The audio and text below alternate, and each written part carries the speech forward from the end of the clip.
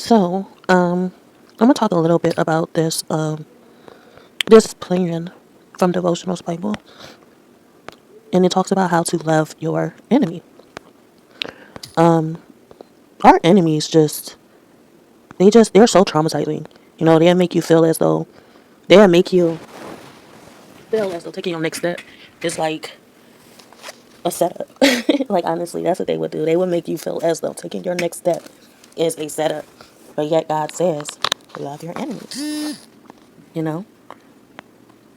Excuse me. So yeah. So this is Your Enemy by Pete Briscoe. It talks about how to handle an enemy. Do not destroy my enemies when I make them my friends. Abraham Lincoln. He's asking, do I not destroy my enemies when I make them my friends? Question. Jesus has a very specific directive regarding our treatment of those who have wronged us or mistreated us. He says we are to love them. That's not easy. In fact, it would be easier to ignore them, and maybe easier yet to tell them off at every given opportunity. But love your enemies. How? And I actually need to read the first one, because just talking about that just kind of brought me back to the first one. The first one is when your blood pressure is up, and that's like my blood pressure is up for some reason. And that's what this first one talked about. So this is day one. Jesus wants me to what? The Bible tells us to love our enemies and also to love our enemies, probably because they are generally the same people. The Bible tells us to love our neighbors and also to love our enemies, probably because they are generally the same people. That hit home. Who is your enemy? You know, the person, the one whose very name spikes your blood pressure. The person who you avoid, if at all possible. The person with whom you have full-length imaginary debates. I'm also certain someone's face came to mind as you read the above paragraph. I don't know. Call it a hunch, but I think this person might be your enemy. As a new creation in Christ, what are we supposed to do with our enemies? Do we endure them? Do we defeat them? Do we educate them? Or can we ignore them? We could educate them. You know, I've tried that before. Do we endure them? I've tried that before. Endure them is basically just going and basically taking it all in, writing it all out, journaling it all, and embracing those feelings. Do we defeat them? Throw them hands, defeat them, physical. Or can we ignore them? Ignore them is just, brushing it off. But everybody knows that is possible depending on how effective or how active they are in your life. These are great questions. In Luke 6:27, Jesus speaks into this very question. He says, to you who are listening, I say, love your enemies. No, surely he didn't mean it. If you aren't listening to Jesus, then you're in the clear. You can adore, defeat, educate, and ignore. Trust me, I've tried all of those. But if you are listening to Jesus, and this is why I turned to Jesus, because of the very reason that I've tried all of those, and none of those seem to be enough. But if you are listening to Jesus, and if you desire to grow in your walk with him, then he's talking to you. And to you who are listening, he says, love your enemies. Did you notice Jesus made the word enemy plural? This part I kind of don't get. I think they was trying to be funny, but then again, maybe it was trying to be serious. But I just don't find this part funny. He knew we couldn't live in this broken world without accumulating a few enemies along the way. Jesus doesn't question whether or not we have enemies. He assumes we have enemies and instructs us to love them. Like what? And then they say, how's the blood pressure now? You tell me, how would you feel? Like, they ain't gonna drop my blood pressure. It's like, what? Why would Jesus know to put enemies into our lives? Like, why would Jesus want to accumulate these enemies into our lives? And this part I just really don't agree with, because Jesus didn't come into this world thinking that he would have enemies, yet he did. God knew, but Jesus didn't know. He was friendly. He was forgiving. He came here on a quest. He didn't know that he was going to all of these. Everybody was going to turn to his enemies, and maybe he did, but at the same time, it's not intentional. I don't feel like it's intentional. God doesn't put our enemies out here. Our enemies are enemies from the past, reliving experiences of the past. Our enemies are people who hold on to stuff that just don't know how to let go. Our enemies are people are our friends. Our enemies is turns into our friend because what? And I was just thinking about this the other day. It brings to mind because I was talking about this to a person, and I was like, hold on.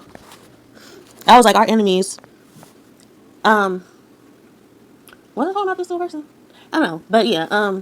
So, dang, I just lost train of thought. Like, what the heck was I just talking about?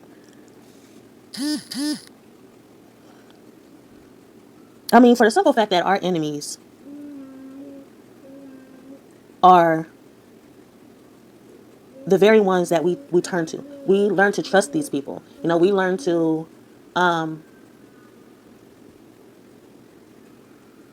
we learn these people. And like I said, our friends are the very ones that turns into our enemies. And it's like you have to keep your friends close because of what I just said. It's vice versa. The fact that your friends turns into your enemies, why wouldn't you love your enemies? You love this enemy. And that's the thing. It's not only about friendship, but it's more so about relationships as well. You can honestly be in love with your enemy. And I'm taking this technically, like honestly, it's not just something to say. Back then, I can honestly say, yes, we used to be like, oh, keep my enemies. I mean, hold on. Have your friends close, but keep your enemies closer. Nowadays it's turning into love your friends, but love your enemies. Like, you can be literally in love with your enemy and not know it.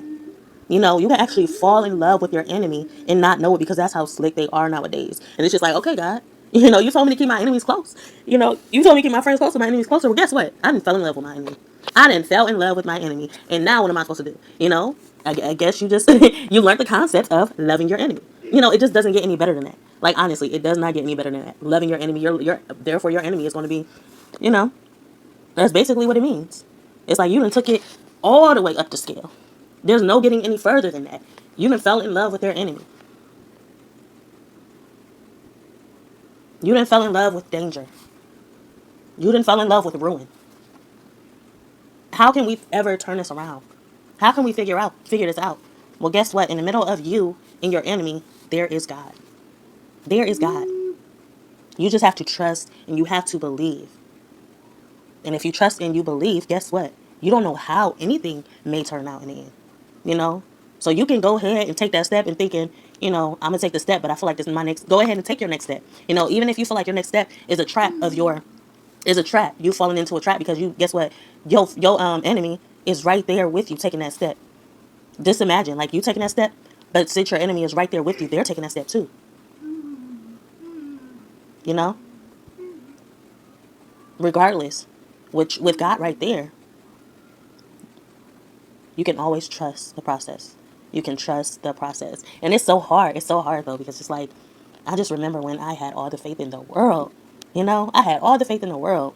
And that's the same thing. It's just like, you can form enemies in the church.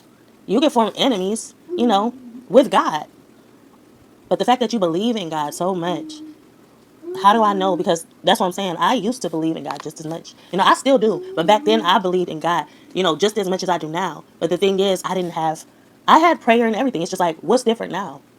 That's what I'm questioning myself now. What's so different now? What's so different now? And that's where I got to question myself. No, you know? And this is where I had that problem. The same problem just keep coming back up. It just keep coming back up. God can be working to my favor, but I'm too afraid to take the next step because I have already experienced how it goes.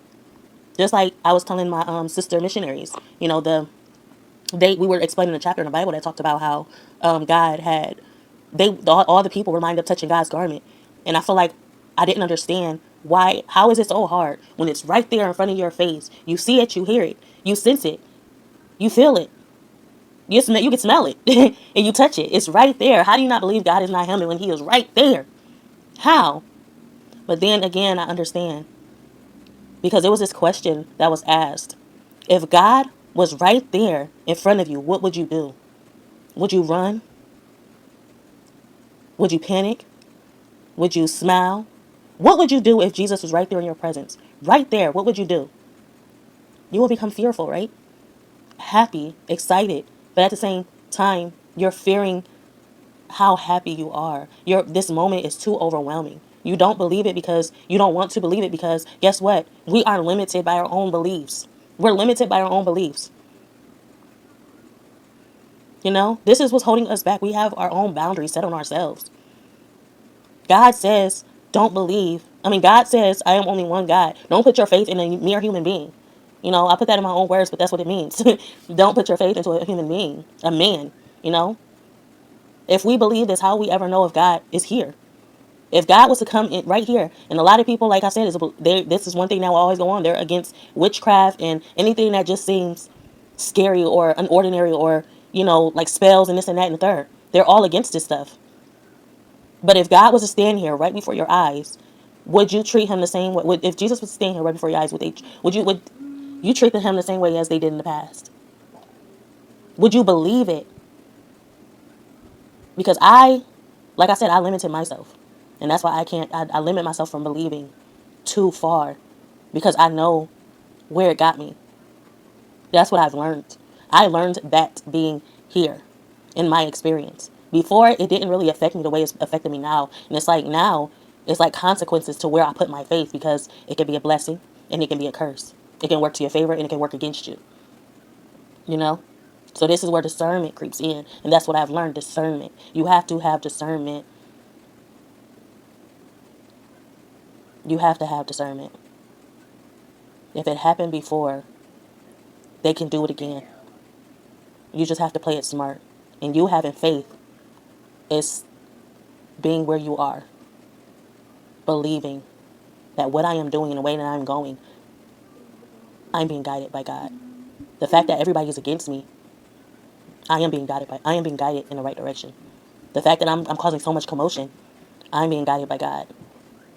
But that chip on your shoulder is there for a reason. It's all a test. You just have to trust the process. You have to trust. And like I said, that's the only thing that's where I'm blocked. I can't. Sometimes when you go through a traumatizing experience, you cannot allow yourself to go that limit. You limit yourself because it's just too scary. You know, when you go through something, you learn a lesson. That lesson is not to do it again. So when I was in my previous Bible study, I was like, well, how do you know? How can you ever know? How can you ever know if you're blocking your blessing? Just by the limitation and the boundaries we set up for ourselves. My answer is discernment. But at the same time, it's still on my mind for a reason. You know? I'm just saying, my life wasn't all that bad. It wasn't. Honestly, it was not all that bad. It's just, I was too good, you know? So yeah. We will go ahead and read um, the second chapter tomorrow, because that is the freaking lesson we are working on. This is our little journey. And it might just be for today, I don't know. But this one just spoke to me. So yeah. Remember to love your enemy. If you haven't already fell in love with your enemy. Like, comment, subscribe, be notified, and share at your own free will to show you care. Bye.